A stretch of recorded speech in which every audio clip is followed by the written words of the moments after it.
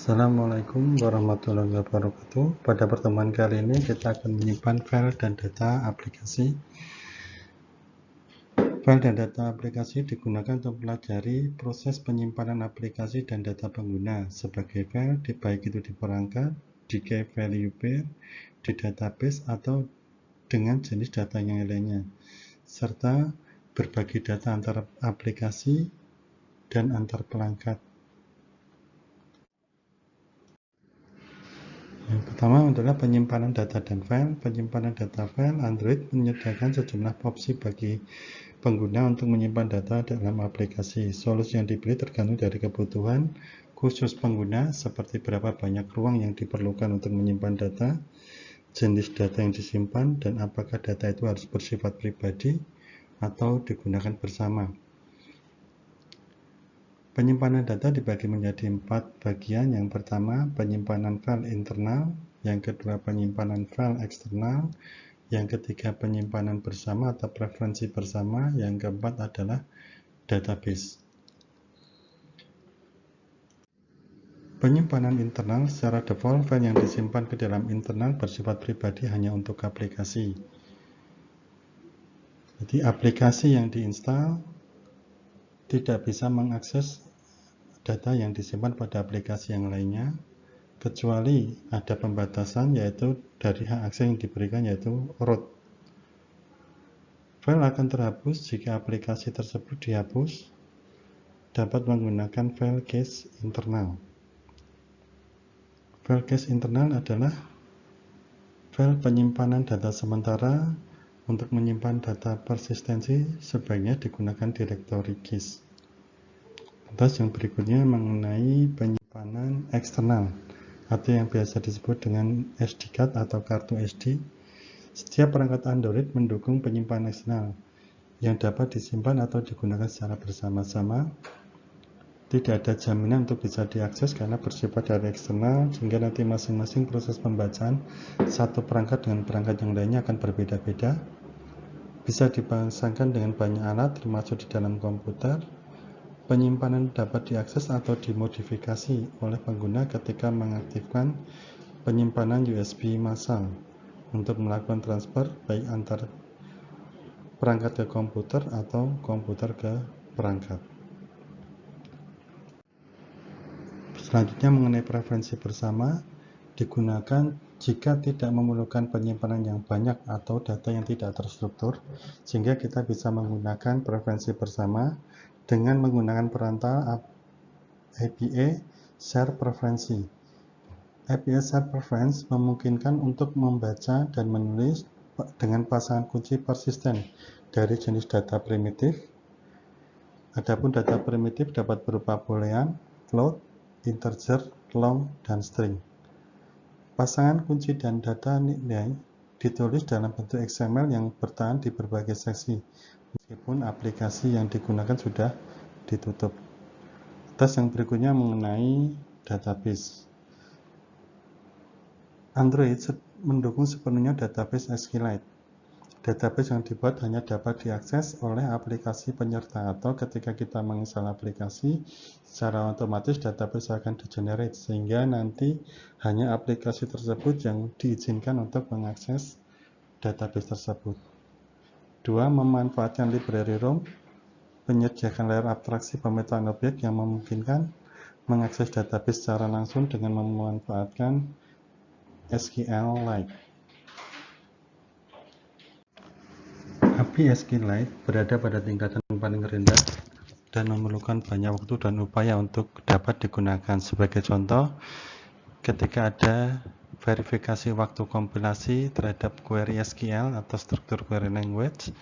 Yang kedua, ketika skema berubah, perlu mengupdate query SQL yang terpengaruh secara manual. Yang ketiga, update query SQL rawan terhadap kesalahan dan memakan waktu yang lama.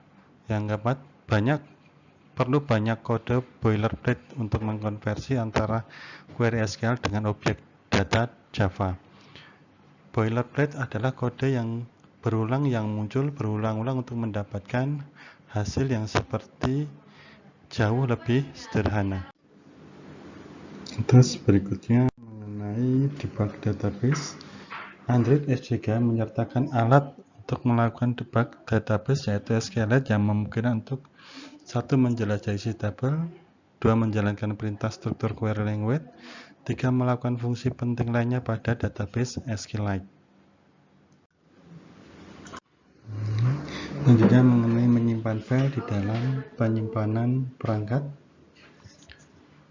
Android menggunakan sistem file yang serupa dengan sistem file berbasis disk pada platform lainnya.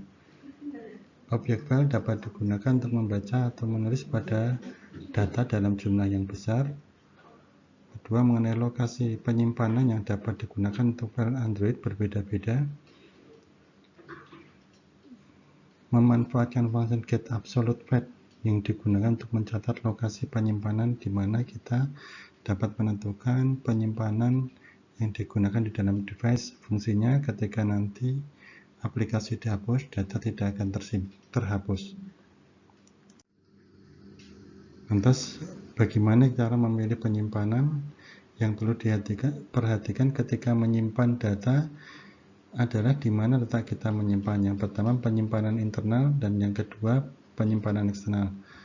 Penyimpanan internal yaitu selalu tersedia, sementara penyimpanan eksternal tidak selalu tersedia karena berupa kartu SD yang dapat dilepas. File hanya dapat diakses oleh aplikasi, sementara pada penyimpanan eksternal, file dapat dibaca secara global sehingga file tidak perlu minta izin untuk membaca atau menulis. Yang ketiga, penyimpanan ketika menginstal aplikasi berarti menghapus file. Sementara untuk yang eksternal, ketika uninstall aplikasi hanya akan menghapus file aplikasi saja, sehingga kita perlu menggunakan file getExternal, file dir untuk menghapus data yang ada dalam aplikasi.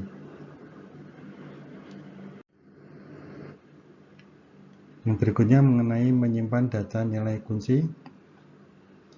Di sini berfungsi untuk menyimpan data yang berukuran kecil menggunakan IP share preference yang mengarah pada file yang berisi key value pair dan memberikan metode yang mudah untuk proses membaca dan menulis atau read and write. Lantas preferensi bersama digunakan untuk membuat file preferensi bersama yang baru atau mengakses yang sudah ada. Metode pemanggilan yaitu salah satunya dengan getSharePreference, yang kedua dengan getPreference. GetSharePreference penggunaan metode ini jika memerlukan beberapa preferensi bersama yang diidentifikasikan menurut nama yang ditentukan dengan parameter pertama. Selain itu dapat memanggil dari konteks apapun dalam aplikasi. Sementara getPreference digunakan dari activity jika perlu menggunakan satu file preferensi bersama untuk aktivitas tersebut. Metode ini akan mengambil file preferensi bersama default yang memiliki aktivitas sehingga tidak perlu memberikan nama untuk preferensi tersebut. Menyimpan dalam database lokal dengan ROM. ROM memberikan lapisan abstraksi pada SQLite untuk memungkinkan mengakses data dalam suatu database. Aplikasi ROM menangani data tersebut dalam jumlah yang banyak. Terdapat 3 komponen utama dalam ROM. Yang pertama itu database yang berfungsi untuk menyambung data. Yang kedua, entitas merepresentasikan tabel dalam database. Yang ketiga, DAO berisi metode yang digunakan untuk mengakses atau direct access objek. Di dalam database, terdapat kelas yang dianotasikan dengan add_database untuk memenuhi ketentuan berikut. Yang pertama, berupa kelas abstrak yang memperluas ROM database. Yang kedua, menyertakan daftar entitas yang terkait dengan database dan anotasi.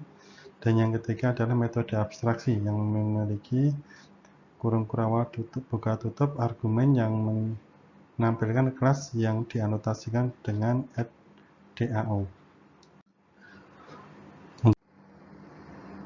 Ini adalah gambaran atau skema dalam database, yaitu pertama ada ROM database yang fungsi untuk mengakses REST API. Lantas di dalam REST API itu sebagai penjembatan antara alat dengan data akses objek dan entitas yang digunakan. Demikian materi pertemuan kita hari ini. Terima kasih. Selamat siang. Assalamualaikum warahmatullahi wabarakatuh.